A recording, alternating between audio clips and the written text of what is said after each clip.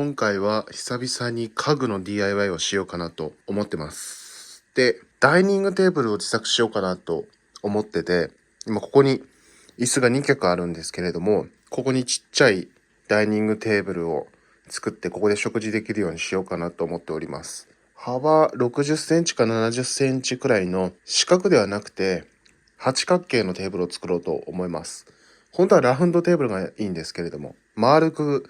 切るのがね、めちゃくちゃ大変だなと思ったので、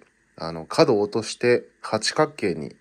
しようと思います。なかなか珍しくていいんじゃないかなと思うんですけれども、ここに収まるぐらいの、本当に基本的にご飯食べるときは一人のことが多いので、一人分の食事が多ければいいので、そんなに大きくなくていいんですよね。で、たまに誰か来た時に食べる時とかも、こっちにもデスク少しスペース使えばいいしね。ということで、あんまり大きいものではなくてコンパクトなものを作りたいなと思ってます。で、この部屋、だいぶちょっと最近家具のレイアウトというか、いろいろ変えてて、まずここに大きいソファーがあったんですけれども、それを解体して処分したんですよ。結構もうガタが来てたりとか、あとやっぱスペース的にも大きいスペースを取ってたので、処分して、で、そこでご飯を食べてたんですけれども、ソファに座って。でも今、ご飯食べるところなくて、台所でご飯を食べてるっていう状態なので、まずはご飯を食べる用のダイニングをちょっと作ろうかなと思っております。やっぱね、ダイニングとこの椅子に座ってご飯食べるのがね、一番食べやすいと思うんですよね。うちは、そのソファに座ってた頃はこのローテーブルでご飯食べてたんで、前にかがまないといけなかったんで、結構ご飯食べにくかったんですよね。私下に座って、食事したりするのも、お店にある、座敷ね、ああいうところとかもちょっと苦手だったりして、やっぱりテーブルと椅子でご飯食べるのが一番いいんですよね。で、台所で食べるときもここに椅子持ってきて食べるんですけれども、あそこの調理台のスペースで。でもね、ここで食べると、下に足が入んないじゃないですか。なので、食べ物と体の距離が遠くて食べにくいんですよね。ということで、より食事をしやすくするためにダイニングを作ろうかなと思います。で、材料なんですけれども、ここにいっぱいあるんですよ。今回材料調達しなくても、このソファーを解体した時の残骸がまだ少し残ってたりとか、あとこれは物置にあった、端材ですね。とか、あとは、天板は、これ、この後ろにあるこの木の天板、アカシア材の天板。これね、昔、これをデスクにしてたんですけれども、このデスクを買い替えた時に撤去して、足を外して、で、今使ってないという状態なんで、これをカットして天板にしたいと思います。これね、結構ちゃんとした木材なんで、このコンパネで天板作るよりはいいかなと思って、ちょっと加工が大変そうですけど、この天板また再利用しようかなと思います。でちょっとこれ薄いんで、2、3枚重ねれたらいいかなと思うんですけど、ちょっとめんどくさくなったら1枚で終わるかもしれないです。まずテーブルの足なんですけど、この2枚の板を使って、こう、十字にクロスさせるような形で組んで、足を作ろうかなと思います。こう安定性重視っていうことで、こういう足ではなくて、もうこれ板材全部使って十字に組んで、しっかり安定感のある足を作ろうかなと思います。で、その組むために、この切り込みというか、切り込みを入れて、ガチャッと組み合わせるみたいな。そんな感じにしようかなと思います。そうするとね、分解することもできるんですよね。変にビス止めしたり、接着剤でくっつけたりすると、分解するのが大変なんで、分解もできて、かつ、安定性があるっていう感じになると思うんで、そういうやり方でやろうかなと思います。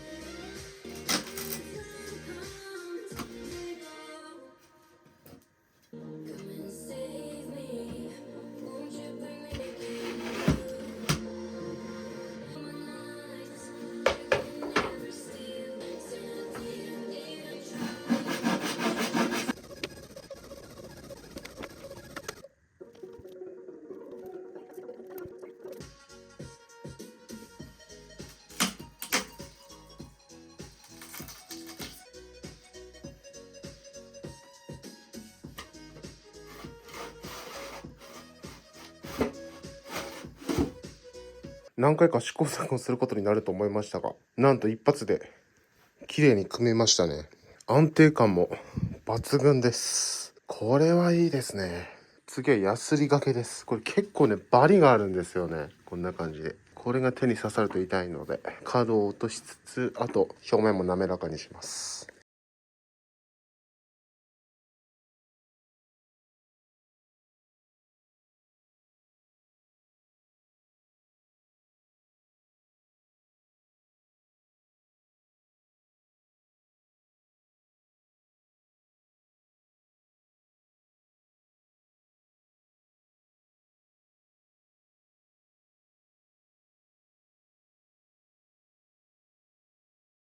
はい、結構滑らかになりましたね。結構バリがあったんで大変かなと思ったんですけれども、思ったよりもささっとヤスリ掛けしただけでだいぶ滑らかになりました。はい、では少し休憩をして買い出しに行ってニスを買ってきたので、これを塗ろうと思います。乳白色。このままの色を出したいんで、この半透明のものを塗ります。これで塗っていきます。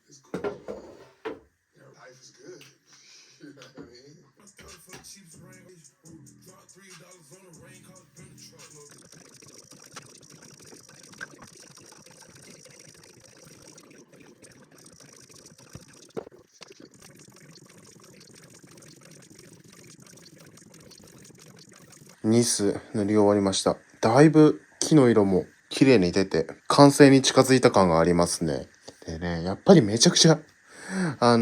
木がね水分を吸収するんで、結局あれ2本、100円ショップのやつなんで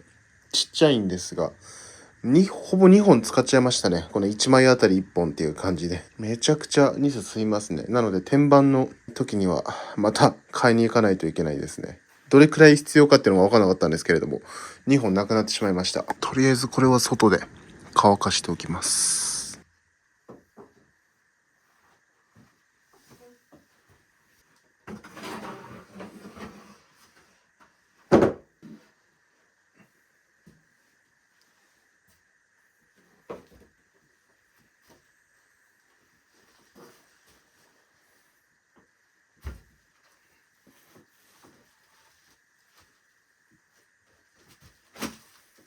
そしたらこの前まで使ってたでっかい天板を今裏返して表の部分だけ使えればいいかなと思うんで、この背面にねこの固定用の木材が1枚あるんですけれども、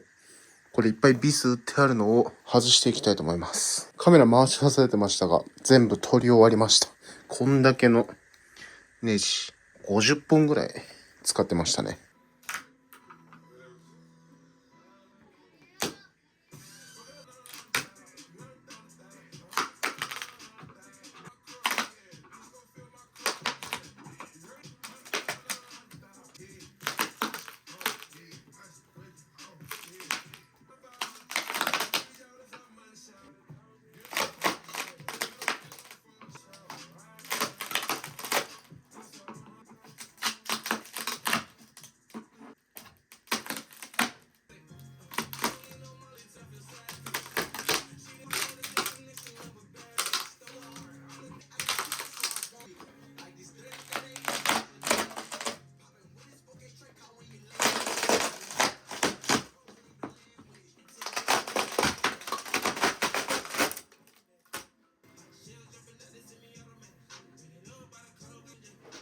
なんとか外れたけど、この下の木材が結構ついてきちゃってますね。はい、時間が経って翌々日ぐらいになりましたが、今日は天板を作っていきたいと思います。その前にこの足と天板をどうやってくっつけようかなと考えてた時に、板を1枚ここに乗せて、でこう上からこの足の位置にこうビスをこうやって足にねビスを打って足と固定して、でそれからこの上に天板を乗っけて、この裏からネジ止めをするという風にして、天板と足を固定しようかなと思います。で一番使いやすそうな大きさの板がこれだったんで、これまだね横幅がちょっと大きすぎるんで、これ正方形になるくらいにまずはカットします。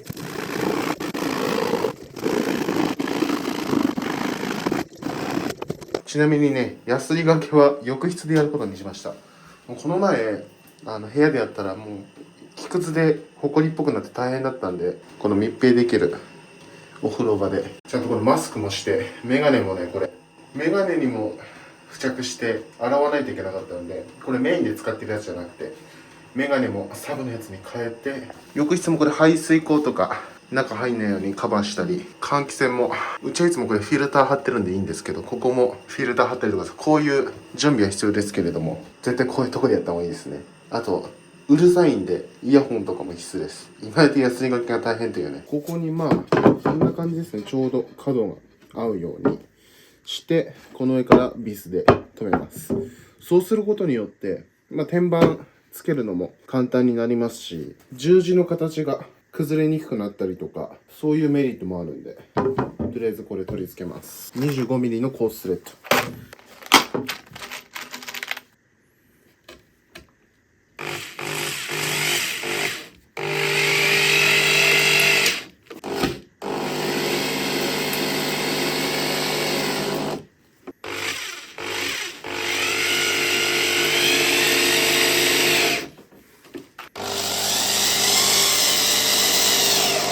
天板が乗っかるんで、しっかりこのネジの頭も隠れるようにしときます。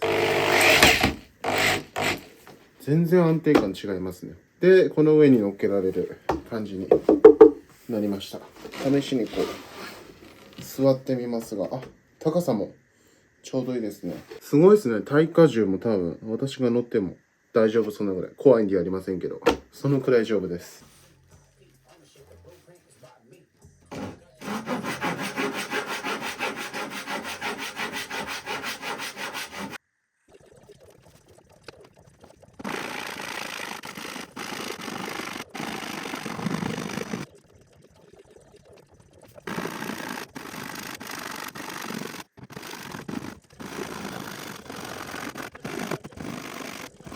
よし、そしたらこれをネジ止めしたら完成ですね。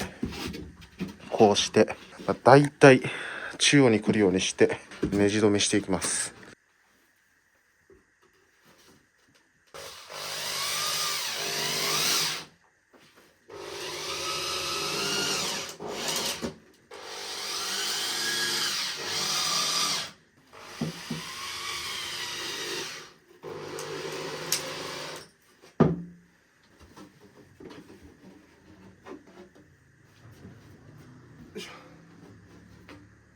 おお、できた。はい、ということでダイニングテーブル完成しました。もうすでに何回か使ってみたんですけれども、めちゃくちゃいいですね。やっぱりめちゃくちゃ食事が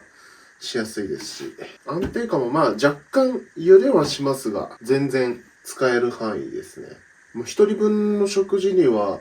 結構十分すぎる大きさ。なんなら2、3人でも全然ご飯食べれるんじゃないかなっていうぐらいの大きさで、なんか真ん中に鍋とか置いて、ホットプレートとか置いて、ここで肉焼きながら食べるみたいな、そんなこともできるんじゃないかっていうぐらいの広さがあるんで、これはかなり便利に使えそうです。ソファに座って食べてた時はこのローテーブルで食べてたんですけれども、これもね、40センチ四方くらいしかなくて、で、しかも高さも低いんで、スペースもなくて食べづらかったと。で、台所はもっと狭いですよね。これしかないので。で、足も入んないしっていう感じだったんですけど、これになってめちゃくちゃ快適になりました。で、結構ね、圧迫感とかも全然やっぱりコンパクトなテーブルにしたので、全然圧迫感もないし、ここのスペースも広がったので、で、うちにはこの、チェアが2脚あるんで、これを2つ置いといて、で、このね、これはいつもここに置いてる。いろいろ移動して、高いところのものを撮りたいときに登ったりとか、お風呂入ってるときにここに iPad 置いて動画見たりしてる、この IKEA のスツールですね。これが3つ目の椅子になって、こうすれば3人で食事できますね。で、これもね、動かせるんで、もうちょっと真ん中の方に持ってくれば、広々と使えますね。もう一曲欲しいのであれば、このチェアも使えるんで、4人で、さすがに4人いると狭そうですけれども、座ろうと思えば座れるという感じです。で、これに合わせて、テレビもね、これも今度動画で組み立てた動画撮ったんで、出そうかなと思うんですけれども、テレビスタンド導入して、今までこのテレビボードの上に直接テレビを置いてたのを、こんな感じで高さを出して、このダイニングに座った状態でもテレビが見れるようにという。これの組み立て動画を後日出そうかなと思います。すごい気に入ってるアイテムの一つになりましたね。めちゃくちゃいい環境になりました。